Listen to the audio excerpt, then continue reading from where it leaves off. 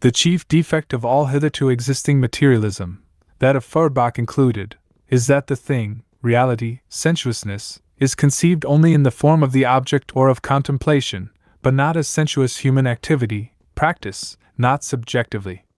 Hence, in contradistinction to materialism, the active side was developed abstractly by idealism, which, of course, does not know real, sensuous activity as such. Feuerbach wants sensuous objects, really distinct from the thought objects, but he does not conceive human activity itself as objective activity.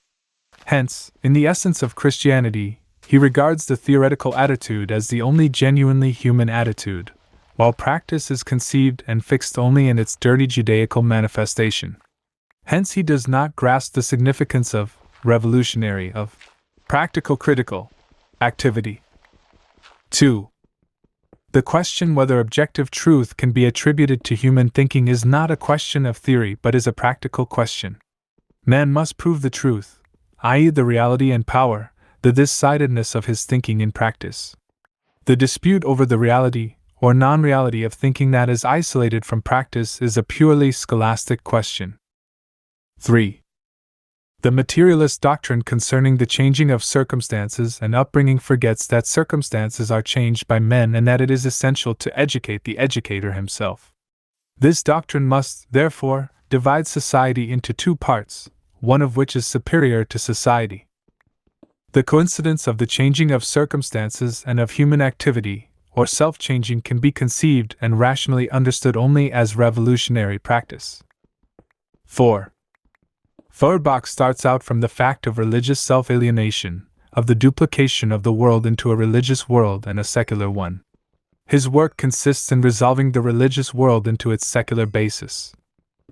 But that the secular basis detaches itself from itself and establishes itself as an independent realm in the clouds can only be explained by the cleavages and self-contradictions within this secular basis.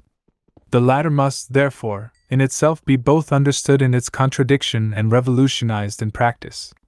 Thus, for instance, after the earthly family is discovered to be the secret of the Holy Family, the former must then itself be destroyed in theory and in practice. V.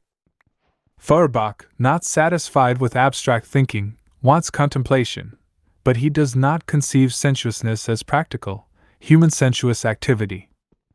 6. Feuerbach resolves the religious essence into the human essence. But the human essence is no abstraction inherent in each single individual. In its reality, it is the ensemble of the social relations. Feuerbach, who does not enter upon a criticism of this real essence, is consequently compelled to abstract from the historical process and to fix the religious sentiment as something by itself and to presuppose an abstract, isolated, human individual. Essence, therefore, can be comprehended only as genus, as an internal, dumb generality which naturally unites the many individuals. 7.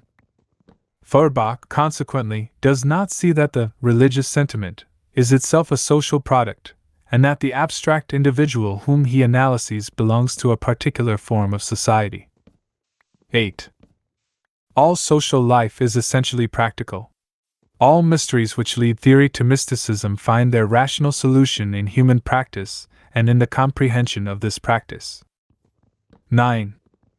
The highest point reached by contemplative materialism, that is, materialism which does not comprehend sensuousness as practical activity, is contemplation of single individuals and of civil society. X.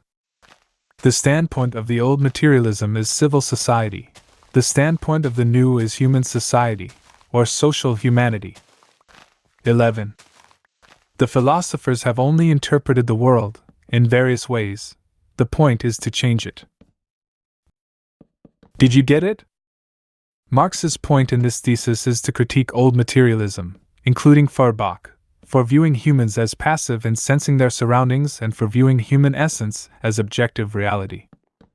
Apparently, humans merely see, touch, smell, hear, and taste in a one-sided way. That is, the environment acts on humans but not the other way round. Marx hammers home that this doesn't square with reality, where humans have the capacity to alter their reality and constantly use that capacity. The relationship between human sensation and material reality is symbiotic. Our material reality is dependent on human revolutionary activity, i.e., the work we do to change it, and our sensations, beliefs, desires, etc., are dependent on our material conditions, social relations, class, and society.